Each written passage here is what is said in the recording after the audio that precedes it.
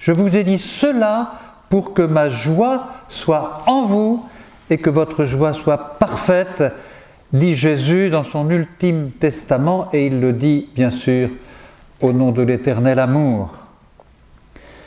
Mais avant la joie, il y a l'épreuve.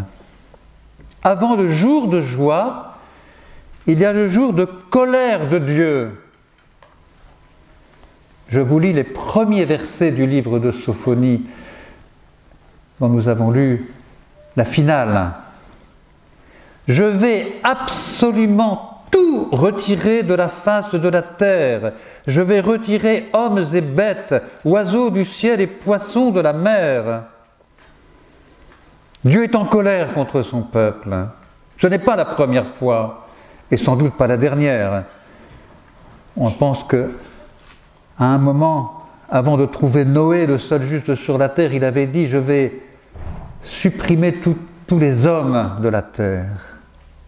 Cette colère est à prendre très au sérieux, chers amis. Aujourd'hui, écouter la colère de Dieu, c'est se placer sous son jugement, c'est entendre l'appel à la conversion. Je vous invite vraiment à relire ce livre de Sophonie parce qu'il intervient à une période où l'appel du prophète va être entendu et il y aura une grande réforme sous le bon roi Josias. Quel est aujourd'hui le jugement de Dieu sur notre monde? Interrogeons-nous. Quel est le jugement de Dieu sur notre Église diocésaine? Pape François n'est pas tendre, il parle à la manière des prophètes, y compris aux évêques d'ailleurs. Il provoque à la conversion. Dans ce temps de discernement, dans ce temps de mutation, de transformation de notre société, il invite l'Église universelle à la conversion. Trop d'orgueil et de jalousie, trop de petits pouvoirs qui s'installent et déclarent la guerre, trop de jugements à l'emporte-pièce, trop de conflits sans pardon, trop de moi, trop d'indifférence. Ce qu'a Assise le pape François a appelé le paganisme de l'indifférence nous contamine à notre insu dans nos relations quotidiennes, y compris en Église, y compris dans nos communautés, dans nos paroisses, et nous ne voyons plus Lazare à nos portes, nous ne voyons plus celui qui souffre à côté de nous. N'ayons pas peur. Le chrétien n'a pas peur de se mettre sous le regard de colère de Dieu, sous son jugement. Ce regard nous rend lucides sur nous-mêmes. Il examine notre conscience. Il nous rend lucides aussi sur notre Église, sur le monde. Et il nous appelle à une conversion. Ce sont les premiers mots de l'Évangile, les premiers mots du Christ après Saint Jean-Baptiste. Convertissez-vous.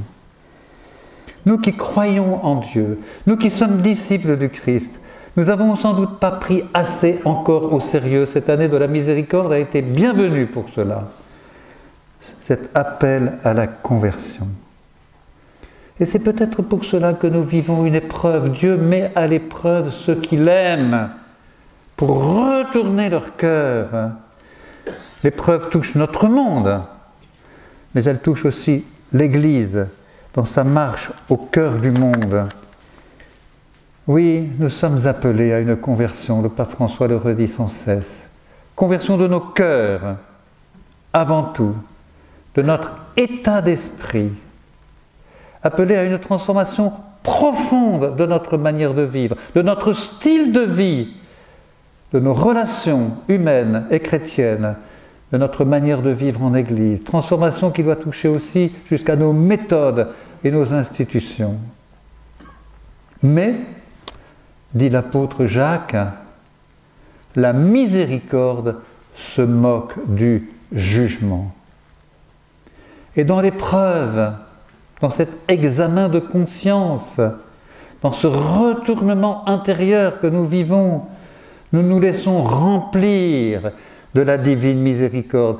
Nous nous laissons remplir de la joie d'être aimés infiniment, d'être sauvés et pardonnés pousse des cris de joie. Réjouis-toi, fille de Sion. Réjouis-toi, Marie.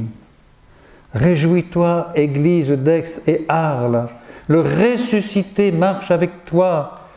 Laisse aller ton cœur, laisse jaillir en toi la joie d'être aimé, d'aimer, pardonner, la joie de croire en l'amour infini de Dieu, la joie de te laisser toucher.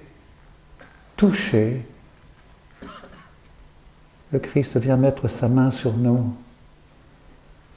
Le Christ vivant qui vient à toi. Chante et danse de joie, le Seigneur est en toi, dit le prophète. Il aura en toi sa joie. Il te renouvellera par son amour. Sainte Marie, Mère de Dieu, Mère de l'Église, priez pour nous. Amen.